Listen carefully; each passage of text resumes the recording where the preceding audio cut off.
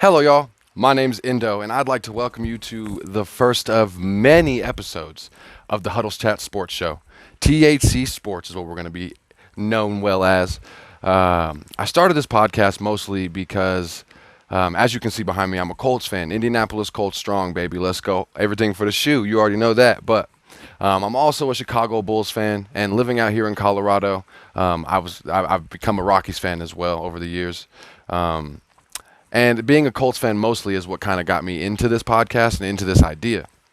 I find an issue that's like, come around training camp in certain times when a lot of the bigger football fans like myself like tune into every second of training camp and every second of the NFL network. And I just find that there are certain teams that get talked about constantly, the Dallas Cowboys, for instance.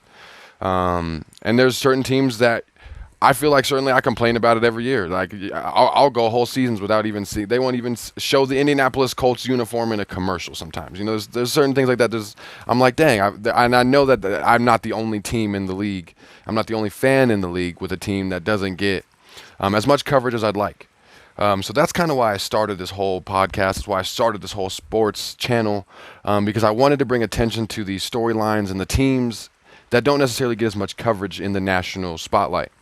Of course, I'll focus on some of the bigger storylines, and especially coming out of Corona, you'll see here in this episode, there's a lot less news, especially coming around like the National Football League and stuff that we don't have as much news and as much story to talk about. But you can rest assured, your boy Indo is going to be finding that all for you. I want to, like I said, I want to focus on all those, like the Jets, the Colts, the Bengals, those certain types of teams that don't get talked about as much as they should. And I want to bring that entertainment to you. And I also, this is going to be, as you can see with the name THC Sports, this is going to be a cannabis powered and sports driven podcast. I want this podcast to be powered by cannabis because my name Indo, of course, you may or may not know what that means. Indo is a big part of my life. Cannabis is a big part of my life. Outside of living in Colorado, I'm a medical marijuana patient. I consume cannabis on a daily basis. There's very few ways that I don't consume cannabis. And as you're starting to see in the sports world, we do have a lot of athletes that are coming out and saying that, like the Nick Diaz situation that we had a couple months back, or even when you look at athletes like Ricky Williams, who ended up pretty much retiring from the NFL to smoke cannabis because of the mental issues that he had and things like that nature, that the pills that they give them in the NFL and the MLB and the NBA to play through the pain, it does more harm in the long run than good. And you're hearing a lot of athletes come out and say they consumed cannabis during their time in sports for therapeutic reasons, for post-game relaxation, for various different reasons. And you're starting to see cannabis as a very prevalent issue in sports, and it shouldn't be an issue. It should be something that, as we see with the MLB this year, is no longer testing for cannabis use because they're starting to become more open to allowing their players that form of recovery and that form of medication in cannabis. So I really do want this to be, it's not going to be just a stoner show. Of course, we're going to be smoking cannabis. We're going to be consuming cannabis. But this is going to be a sports podcast altogether. It's really not going to be cannabis focused whatsoever, unless there is a cannabis story in sports that we must talk about. But honestly, I really want to get right into this. We've had a long 133 days. We did have a long 133 days without sports. I believe it was back all the way on July 24th when we started the MLB is when we had that 133-day drought, going all the way back to when Rudy Gobert and some of the Utah Jazz players ended up testing positive for coronavirus, thus effectively ending the NBA season, and pretty much sports altogether as we know them. And we now have the new normals and things like that of nature that certain sports, such as the MLB right now, they have their different coronavirus protocols that they have to follow. And they have their different, when you're on base, you have to you have to pull the mask up, you have to socially distance in the dugout when all possible, and for a good purpose, because we even saw with the Mariners how many players tested positive with the Mariners and how many since then have still come up positive. We saw Auburn football yesterday with 34 different players tested positive.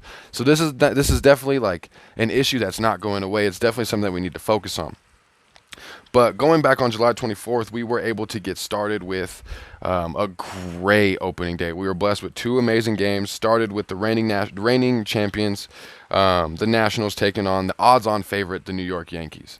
It was a really good game, and it got the case of the 2020s. The very first game of baseball that we get, and the very first major sports event that we get in a long time, and it got rain delayed. The game got officially ended in the sixth inning, 4-1 in favor of the Yankees.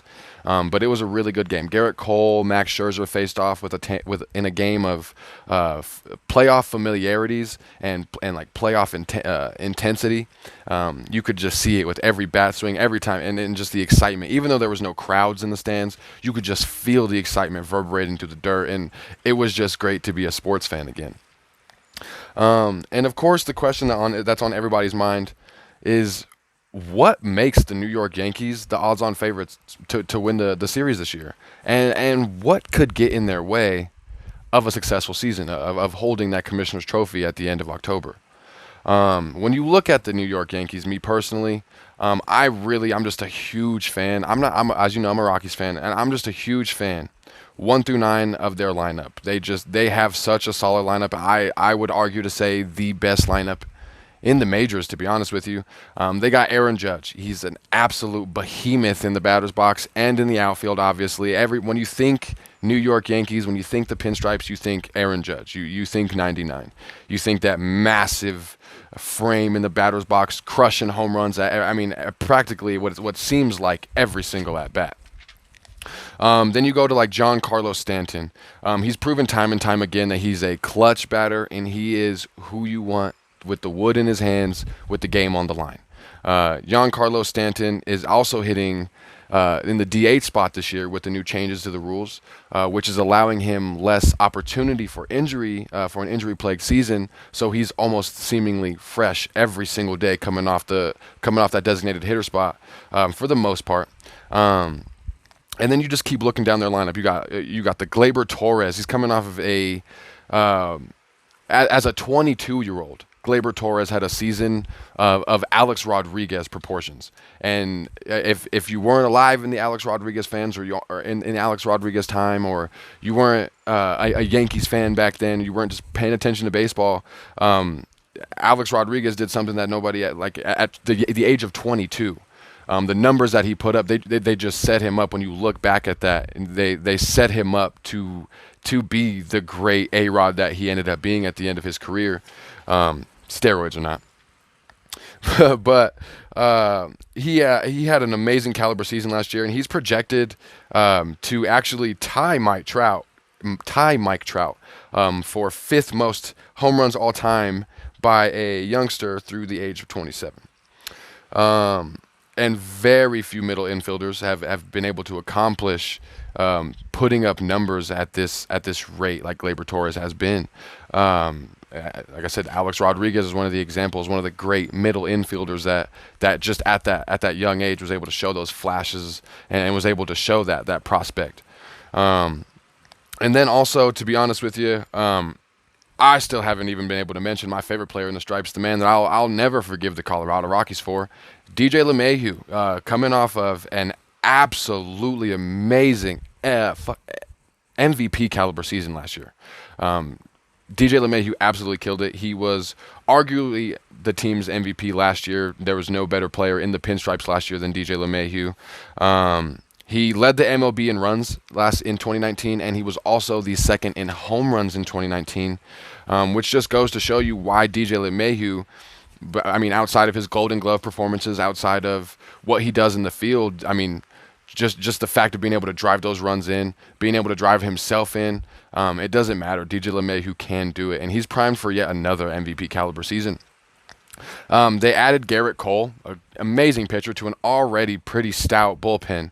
And honestly, just all signs are pointing up for the New York Yankees, and it makes you look at what teams around the MLB are built to stop the Yankees. And I don't really think there's any full top to bottom teams as stacked as the New York Yankees.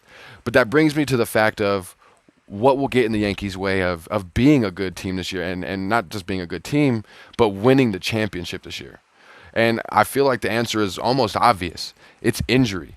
The New York Yankees last season, being so highly touted this year coming into the season, they in this season we only have 60 games, as everybody knows, and the Yankees have only 7 off days in the next 60 days, 67 days until what is the day the season ends? I believe September 27th is the last official day of the season. So we have the Yankees have 7 days off in the 60 games that they have between now and September 27th, and one of them was the day after opening day. They had an early opening day game on Friday, and they ended up getting the next day off on Saturday. So the Yankees and the Nationals both have already used one of their very few days off in this next 2 months. So that's a hard stretch to go through. COVID-19 has already affected 5 teams in the MLB that we've been alerted of. 32 players at least have been tested positive for the coronavirus in just 2 weeks of playing baseball. Need I remind you, we didn't start until July 24th playing baseball. Today is August 18th. It hasn't even been a full month, and we've already seen 5 teams and 32 players affected. You look at the Marlins. I believe they had 14 players and 9 coaches test positive. We had a bevy of different teams. And the Yankees are no stranger to losing players. Everybody's a stranger to losing players due to the COVID-19 pandemic, but the Yankees are no stranger to losing players. The injury bug plagued the Yankees last year. It was their biggest issue last year, and what I'd like to say kept them from a deeper playoff run in 2019. And it's going to be what keeps them from a deep playoff run in 2020 is the injury bug. Last season, a total of 30 players hit the IL last year on the Yankees. 30 players. That's absolutely out. And Giancarlo Stanton, Aaron Judge, they missed some of their biggest players for multiple weeks at a time. And you saw the differences in their offense and in their defense without those key players on the field. As stacked as the Yankees are, no baseball team is built for the depth of losing 30 players throughout the season. And with the coronavirus added into the already injury bug that the injury bug that the Yankees already have, coronavirus is just going to make it even harder for the Yankees to keep a full lineup. So if the Yankees can keep their full team healthy for the majority of the 60 games, the Yankees should be holding the Commissioner's Trophy at the end of the series. They'll be adding a pennant and the Commissioner's Trophy to their trophy case at the end of October here. But that's only if they can avoid the injury bug. That's only if they can keep their players healthy and they can keep everything moving and grooving and keeping the bats swinging. Because you can't score if you're not on the field. And the Yankees know that. They saw that last year. So that's honestly my take on why the Yankees are favored and why the Yankees should win if they're healthy. Now what I want to bring you to is the next major American sport that got its restart, which is of course the NBA. NBA is the only sport of the 3 major American sports that had a restart. Baseball season got canceled before the start of the season. Football season hasn't even come about yet. We just hit training camp. So hopefully we don't see an effect on football season. Baseball season, seems to be running very smoothly still. But we got NBA kicked off. On July 30th, we got put back into what I like to call the soap opera of the NBA, the drama, the love, the hate, just the pure story, the pure the pure pageantry of the NBA, so to say. We were slingshot right back into the NBA season just after taking a break, and honestly, it just even hearing about the NBA getting started back up made me feel like a child around Christmas time, because I don't know about you watching, but this would be the first NBA playoffs that I've ever been able to witness where practically every team going into the NBA playoffs is about as healthy as they possibly could be after 3 months of rest and relaxation and being able to get their bodies right to come back in for an 8-game stretch right before the playoffs. Oh, I mean, you couldn't ask for better competition. The level of competition that we're going to have in this playoffs is going to be out of this world, and I just can't wait. And with the bubble setting, it kind of brings you back to reminiscent of an AAU basketball type feel. It kind of gives you like a March Madness type feel. It gives you like a tournament feel. It doesn't feel like your normal NBA playoffs. It feels different than any of us have ever experienced, and I'm certain than any of the NBA players have ever experienced in their NBA careers. And we're gonna see who really can thrive with the no crowds and with the less energy, and who shuts down with not feeding off the Draymond Greens of the world. I like to think if the Warriors were in this, I think Draymond Green would be one of those players that just would not. He wouldn't make the cut without crowd. He fuels off that energy that the crowd brings, and I just feel like Draymond Green is just one of the players that I could mention that I feel would struggle without the fans in the stands. And honestly, virtually everyone, like I said, virtually everyone's healthy. And right now, since the restart, one of the hottest teams, one of my favorite teams to watch since the restart has happened going into the playoffs today, has been the Dallas Mavericks, man. The Dallas Mavericks, led by Luka Doncic, Kristaps Porzingis, they've been a joy to watch. And Luka Doncic he's really stepped up. And in last Saturday's 132-136 win over the Bucks, Luka Doncic put up 42 points, 14 rebounds, and 19 assists. He put up what was his 17th triple-double in this year. And that would make him the youngest player in NBA history to lead the NBA in triple-doubles. And let me read you that again. It's not Russell Westbrook. It's not Isaiah Thomas. Like I said, Luka Doncic just became, with last Saturday's triple-double over the Bucks, made him the youngest player in NBA history to lead the league in triple-doubles. And that's a feat. And there's so many more numbers like that Luka Doncic has been pulling out, and it's starting to make you ask the question, especially right now, is Luka Doncic a top 5 player in the NBA? I would have to argue and say absolutely. It's hard to deny what Luka Doncic has been doing. Let's just look back to last year. In 2019, Luka Doncic proved to be the best 20-year-old in league history. And now, mind you what I say. Let me repeat that, and I want you to listen closely to what I'm saying here. Luka Doncic proved to be the best 20-year-old in NBA history, the best player in league history at the age of 20. He's not the greatest player in league history at the age of 20. We all know that's Magic Johnson. Magic Johnson, Game 6, when he was 20 years old in the finals, came in. Kareem Abdul-Jabbar got hurt at center. As a point guard, Magic stepped up, played center, put up 42 points on the 76ers, and led the Lakers to another championship. At 20 years old, the player with the most upside, that was LeBron James. I'm not saying that that's Luka Doncic. LeBron James at 20 years old was almost this good statistically. However, you could see athletically, LeBron was going to be leaps and bounds bigger than what he was at 20 years old. You look at Kobe Bryant. Kobe Bryant was damn good at 20 years old. He came in the league at 18 and won a championship the year he was 20 years old. But you have to look at what was around Kobe Bryant when he was 20 years old. Kobe Bryant came with what I would like to say one of the greatest basketball coaches of all time, Phil Jackson. That was his first year in LA. They got Shaquille O'Neal. Look at the team that was around Kobe. Look at the coaching that was with Kobe. Of course, Kobe won a championship when he was 20 years old. He didn't have to, at that point, like Kobe did later in his career, put the team on his back, take a trash team to the finals, and win the finals on his own as Kobe Bryant and have the Bean bring the championship back to LA. No, you could argue that Shaq was the best player on that team at that time, not Kobe. So yeah, Kobe was really good when he was 20 years old, but he did not put up the numbers like Luka Doncic has, as you see on the screen here. He's not put up the numbers that Luka has throughout his career at 20 years old. Luka Doncic is one of 5 players in league history to average over 20 points in the NBA as a teenager. One of 5 teenagers in the NBA to average over 20 points a game. And when you look at the way that Luka plays, and that's probably why my biggest portion of this argument is, let's just say, for instance, looking at Luka over Zion. I personally would, at this current moment, with the small sample size that we've gotten of Zion so far, and the larger sample size that we've gotten of Luka, I would have to take Luka over Zion. Because to me, when I look at Luka, you can't rush Luka when he plays basketball. Nobody makes him play at a faster pace than he wants to play. Luka uses his frame and his size to get you where he wants you to be. He definitely runs the game in this guard-centric league. He's one of the best point guard that's playing right now.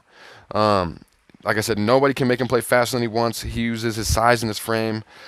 He controls the game like like the likes of a Magic Johnson or a Larry Bird. And when you watch him play, that's who he's reminiscent of in my eyes is the Magic and the Birds. But what I really like about Luka is how he controls the game. It makes it to where that you look at him and you say, even through injury, Luka Doncic should be able to maintain his level of play that he's at now. If Zion was to get injured right now, like we had the scare when he blew out his Nike in college, if Zion was to have a serious injury, he'd lose a little bit of his athletic ability. If LeBron got injured young in his career, he would have lost some of his athletic ability, and you'd argue would he have been as dominant of a player as he is now. But the way that Luka plays, the way that he controls the game, is even if Luka was to take an injury that would minimize his athleticism, it wouldn't really terribly affect his game. I would still be confident in Luka Doncic after taking a serious injury. Knock on wood that God forbid he takes a serious injury, but I would still be confident in Luka post-injury to still come back and perform if not above the level that he's performing now. He's got the vision, he's got the intelligence. Like I said, in this guard-centric league, he controls when he goes off. He controls when he takes over the game. It's not dependent on when he gets the ball. It's because he's always got the ball. He's always bringing the ball across court. So, and then it makes me ask you, of course. So, if you don't think that Luka Doncic is a top 5 player in the NBA, who would you put above him? Like I said, we're talking in a time right now where Kevin Durant's not playing basketball. Steph Curry can't be considered one of the top 5 players in the league right now. You definitely, of course, you got the LeBron, Kawhi, Damian Lillard. You can't deny that. And then you have the argument, James Harden, Anthony Davis, who deserves these last spots. And I would say, especially right now with the way things are looking, how Luka's playing. If you look at right now over time, because we don't know how KD's going to come back off his injury, I definitely would slide Luka Doncic into that 5th spot. Luka Doncic has proven himself to be a top 5 player in the NBA, and I have a hard time putting certain players above Luka that as a top 5 player in the NBA. You may have at one time considered Kevin Durant second best player in the world, but is Kevin Durant still the best player in the world? Nobody knows. Kevin Durant doesn't even know. He's barely been able to do any athletic workouts yet. So, we don't even know if Kevin Durant's going to come back 50%. Look at Derrick Rose, one of, I'd like to say, the greatest prospects at a young age. Derrick Rose it looked like he had the potential for such an amazing, explosive NBA career, and I loved watching Derrick Rose. That was about the time when I really got into watching the NBA. Derrick Rose made me fall in love with basketball as a young man. Just watching him play was so fun, and then he took those injuries and injury after injury, and it just, after a while, being an athletic player that counts on your athleticism, once you start to take those injuries that take away from your athleticism, it makes your game not as potent, not as dominant.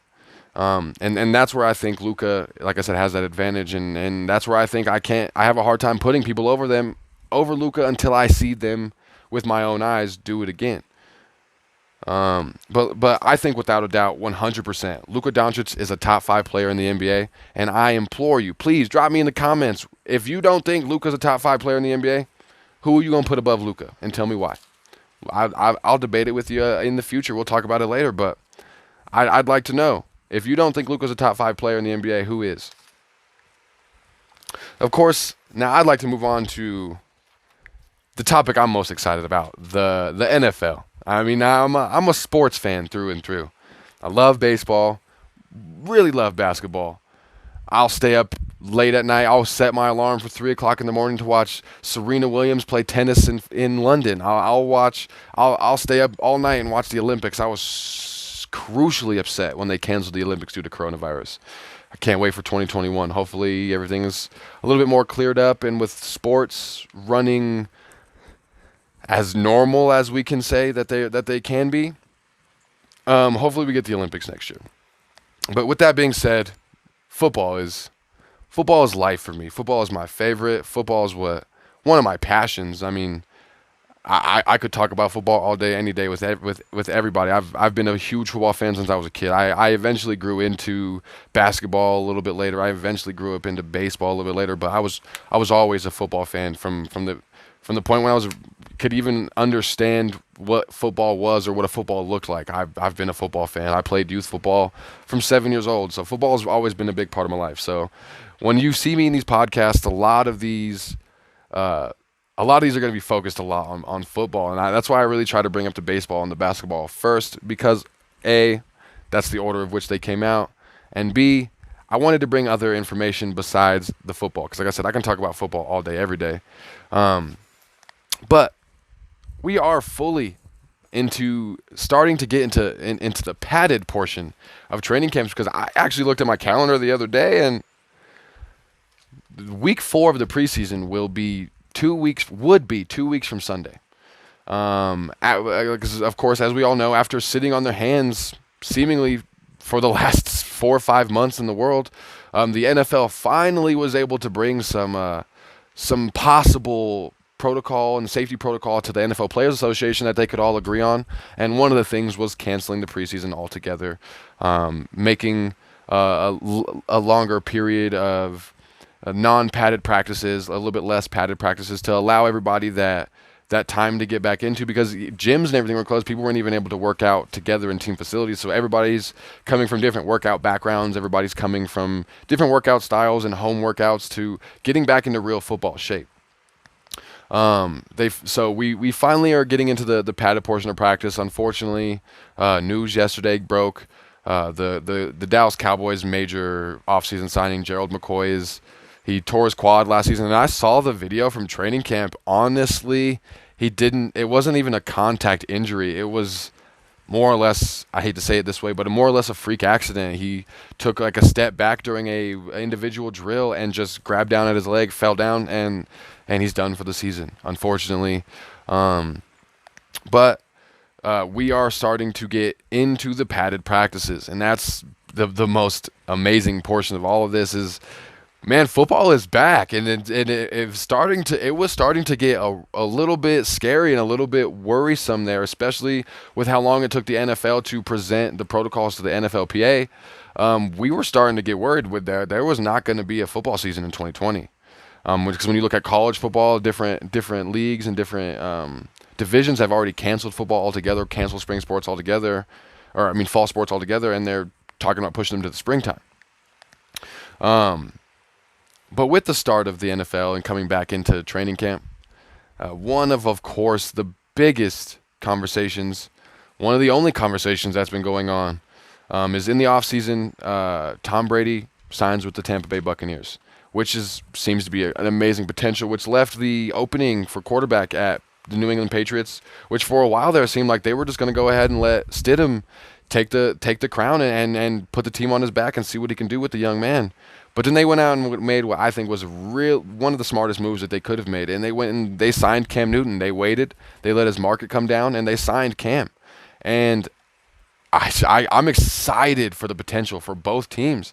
And it actually, just looking at it this way, it makes you ask, because both Tom Brady's more or less than Bill Belichick, but both Tom Brady and Bill Belichick have the I can do it without Tom, or I can do it without Bill on their shoulder right now. They're both in that prove it phase. Tom Brady wants to prove that he's not the quote unquote system quarterback that everybody says that he is. And Bill Belichick has had Tom Brady, the greatest quarterback of all time, on his team almost his whole career in New England. And so it begs to make you ask the question, who has a better 2020 season? If we have a full season and everything goes right, who has a better 2020 season? Bill Belichick and Cam Newton, or Tom Brady, Bruce Arians in Tampa Bay? And when you look at the different factors that factor in, I have to just start the argument off by saying Tom Brady. I think Tom Brady is going to have a better season than Cam Newton. Yes, when you look at Tom Brady, he has gone into the division, which some have considered the best quarterback division in the league for about a decade. For a while there, they got Matt Ryan, Drew Brees. He's going to have to face some really tough competition all season long. The Cardinals with Kyler Murray, they still have as well, I believe, in that division. I'm thinking about the wrong division. Never mind. But Tom Brady is going to have a tough interdivisional matchups this season.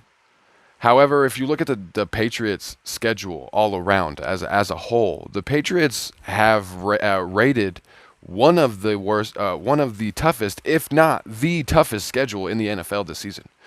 When you look at what is around Tom Brady in this Tampa Bay offense, he's got 2,000-yard plus wide receivers in Mike Evans and Chris Godwin. Chris Godwin has got, I mean, speed almost equal to Tyreek Hill or a Henry Ruggs. He's got amazing speed.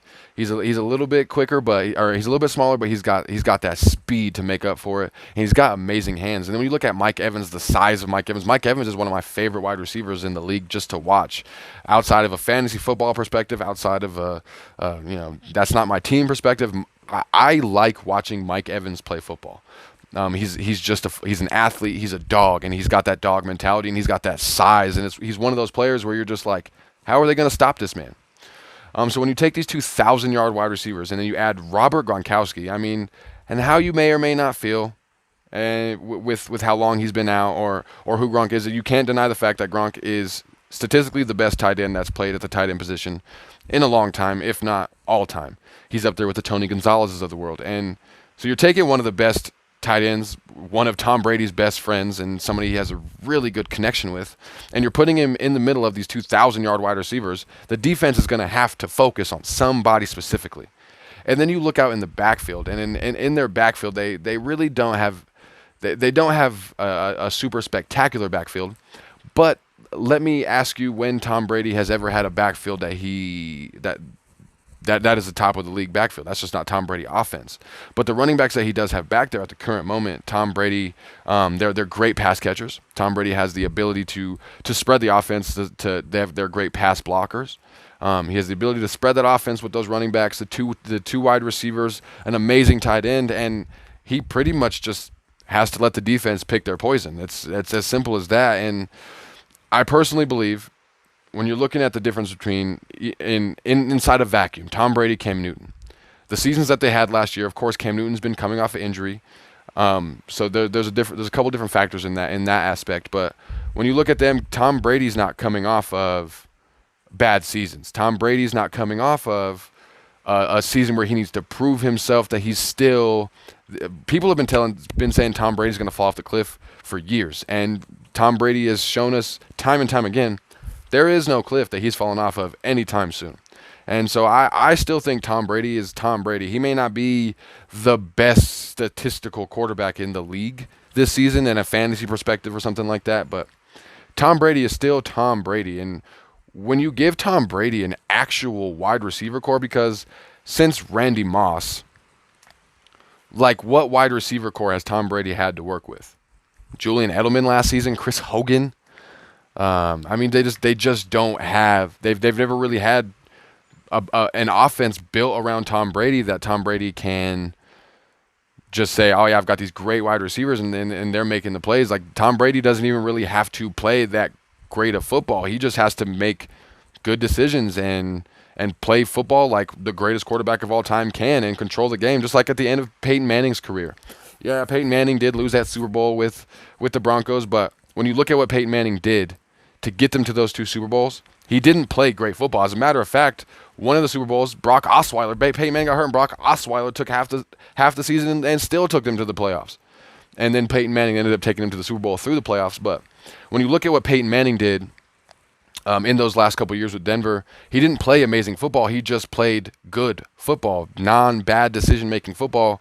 And that's the issue with young quarterbacks a lot of the time, as we see with Jacoby Brissett or Cam or Kyler Murray. Young quarterbacks, they make bad decisions sometimes, just because that's a part of being young. You start to learn the game, and especially with Tom Brady coming into season 17. I mean, Tom Brady he's been around the block more than a few times, and he knows how to play smart football and not make those mistakes. So I think Tom Brady, just looking at the fact that coming in the season, Cam Newton has a year that he's got to prove that he's even still a decent quarterback. Why did you think it took Cam so long to get signed in the first place? Because people are worried that after these couple surgeries and these injuries that Cam has taken, that Cam may not be Cam anymore. Cam may not be as athletic as he used to be. Cam may not be as accurate as he barely ever was. And Cam Newton, yes, it goes well into his favor that Cam Newton is going into one of the best, if not the best, goal-to-go rushing offenses in the league. And then when you look at Cam Newton being the best statistical goal-to-go rusher in the league since he's come in the league, Cam Newton, I mean, he definitely found the right fit for Cam. And Bill Belichick's smart. They're not going to build Cam around the Patriots offense. They're going to build an offense around the Patriots. I mean, let's look back when Deflategate happened and Tom Brady had to miss a few weeks. Jimmy Garoppolo started, and I believe he broke his arm, or not broke his arm, but he jacked up his arm, and Jacoby Brissett, the third-string quarterback, ended up having to come in and play. And I can't remember quite the team that they were playing, but during that game, Jacoby Brissett rips off a 25-yard run. It was a naked bootleg, and Jacoby Brissett took it, ran it 25, 30 yards, and it was like the longest quarterback run in Patriots history. And because they've never had a Cam Newton style player, and I think this is going to be good for the Patriots in the fact that nobody's going to know what to expect coming from the Patriots, and I think the Patriots and Cam Newton are going to have an absolutely amazing season.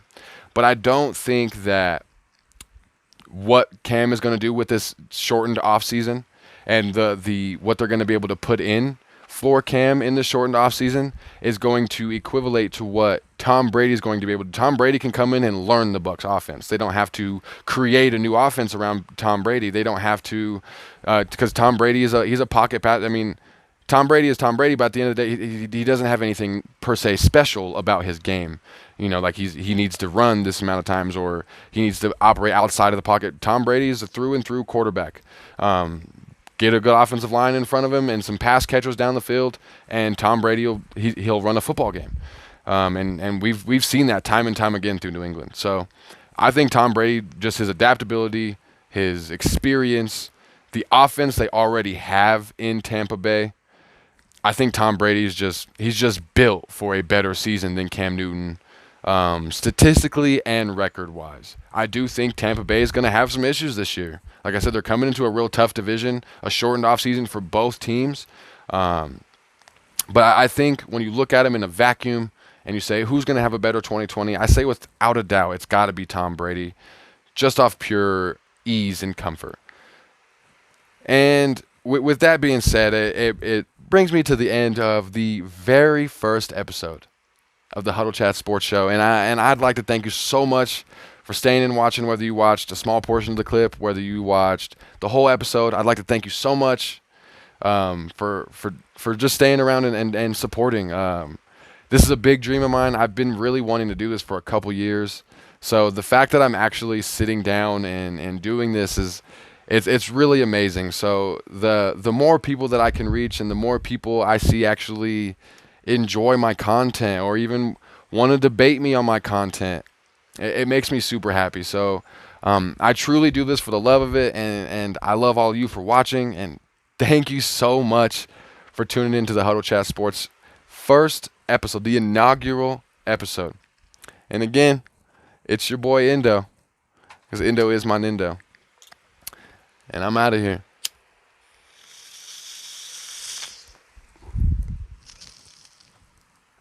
Thank you so much for tuning in to the Huddle Chat Sports Show. If you like what you saw, please hit that like, subscribe button, and don't forget the notifications bell so you can see when I'm releasing more episodes. Don't be afraid to leave any comments letting me know if you have any debate topics or you want to debate with me on my show. Again, thank you so much for your love and support. I do this for y'all, so stay high out there.